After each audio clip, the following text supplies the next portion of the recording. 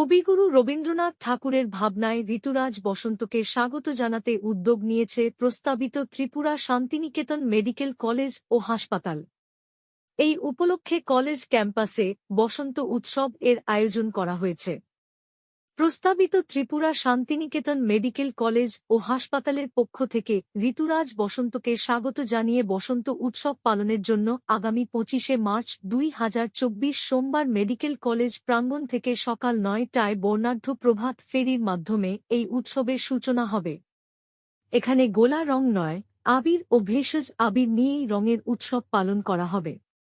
সকাল থেকে রাত্রি পর্যন্ত নানা অনুষ্ঠানের ডালিতে সাজানো হয়েছে এই বসন্ত উৎসব।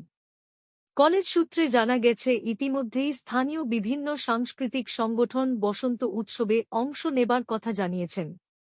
সেই সঙ্গে কলেজ সংলগ্ন গ্রামের মানুষেরা ইতিমধ্যেই এই উৎসবে যোগ দেবার ইচ্ছা প্রকাশ করেছেন। মেডিকেল কলেজের পক্ষ থেকে জানানো হয়েছে যে প্রতি বছরই সকলের সহযোগিতায় এই উৎসব পালনের পরিকল্পনা নেওয়া হয়েছে। সেই সঙ্গে স্থানীয় প্রশাসন ও রাজ্য সরকারের সাথে আলোচনা করে পৌষ মাসের 7ই পৌষ থেকে 10ই পৌষ স্থানীয় হস্তশিল্প ও হস্তশিল্পীদের উৎসাহ দিতে তাদের নিয়ে কলেজ ক্যাম্পাসের ভিতরেই ত্রিপুরা শান্তিনিকেতন মেলার আয়োজন করার পরিকল্পনা হচ্ছে।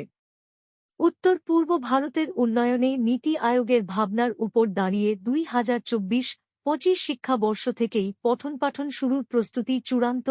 ত্রিপুরার রানীখামার মধুবনে গড়ে ওঠা প্রস্তাবিত ত্রিপুরা শান্তিনিকেতন মেডিকেল কলেজে কর্তৃপক্ষের দাবি, এনএমসি থেকে প্রয়োজনীয় অনুমতি পেলেই 2024 শিক্ষাবর্ষ থেকেই প্রস্তাবিত ত্রিপুরা শান্তিনিকেতন মেডিকেল কলেজে এমবিবিএসের পঠন-পাঠন শুরু হয়ে যাবে। কর্তৃপক্ষ এর তরফ থেকে জানানো হয়েছে, ত্রিপুরা নলেজ সিটির অংশ হিসাবে 2টি পর্যায়ে এখানে এই কাজ হবে।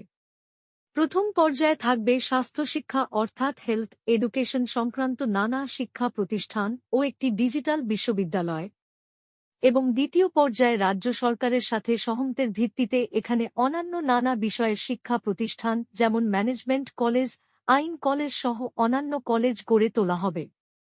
প্রস্তাবিত ত্রিপুরা শান্তিনিকেতন মেডিকেল কলেজ ও হাসপাতালে ত্রিপুরা কেন্দ্রিক যুবক-যুবতীদের কাজের সুযোগ করে দেবার লক্ষ্য নেওয়া হয়েছে। এর জন্য শিক্ষিত যুবক-যুবতীদের প্রশিক্ষণ দিয়ে তাদের মাল্টিস্কিল করে গড়ে তোলার কাজ শুরু হয়েছে।